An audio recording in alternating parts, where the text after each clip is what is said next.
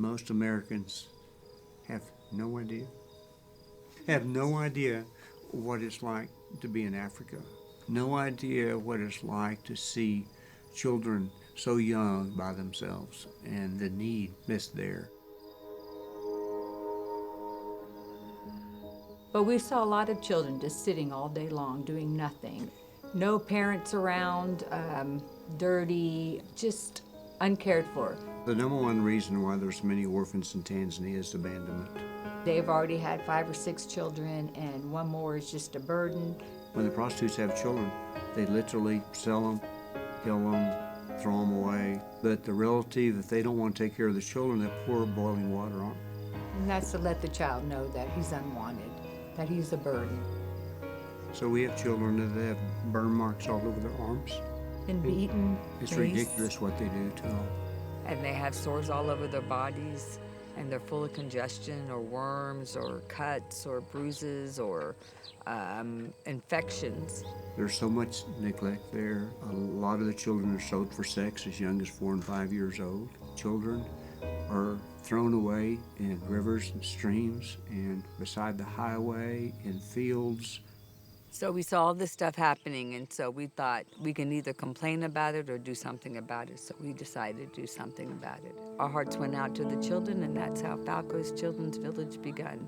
The whole purpose of Falco's Children's Village is to see each child develop as a whole human being. Their cheeks fill out, and they got some joy in their eyes, and you just see a child who then develops into becoming a child.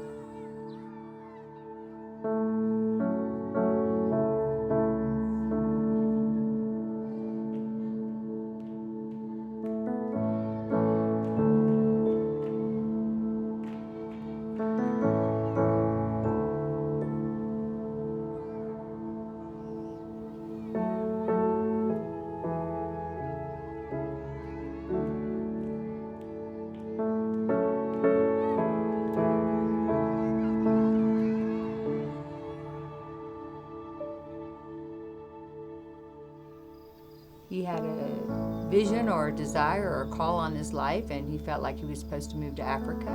We didn't move there to take care of children. Just a few days after we moved into our first rented home, we had 2 orphans living with us. And Rachel was one of the 2.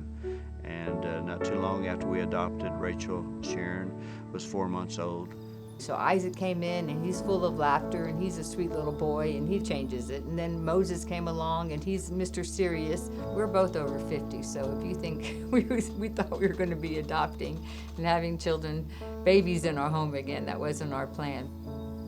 The 4 children we've personally adopted may or may not be alive today if it wasn't for us being willing to adopt them.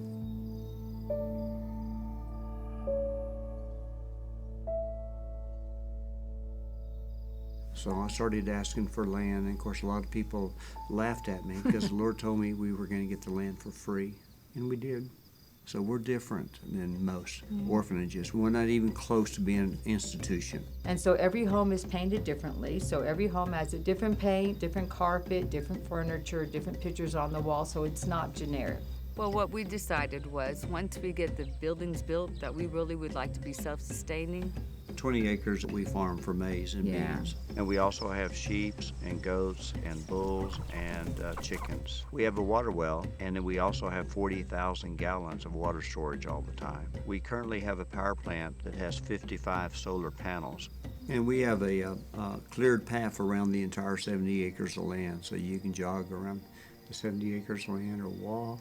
Can't explain it, but now that the children have room to roam and to play, and they have freedom out here, they have the freedom to move around, to enjoy themselves, and it's just a big difference. They're making us young, you know what I mean? So now I'm running around at 50, and I'm jumping rope and coloring books and going for walks. Just things that you wouldn't do over 50. Anytime Tammy and I are with them, they call us Bubba and Mama. They're just part of the family. We believe that every child's valuable, so we have the concept that the minute they come here, that they're part of the family. They receive a lot of attention and love from the mothers because the mothers really do treat them as their own children here. It's a big difference. They're just happy.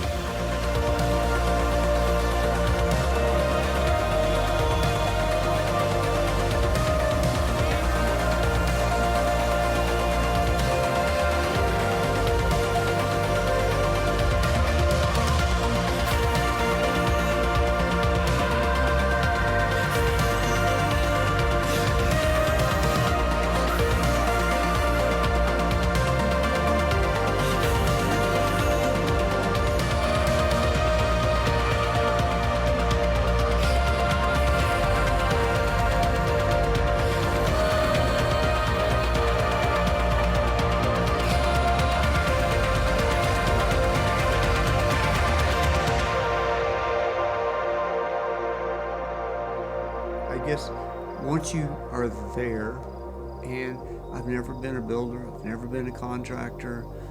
Everything that's been designed is through prayer.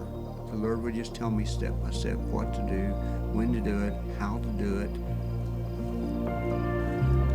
It's a miracle. I don't know what else to say. And you'll feel it, and you'll see it when you come.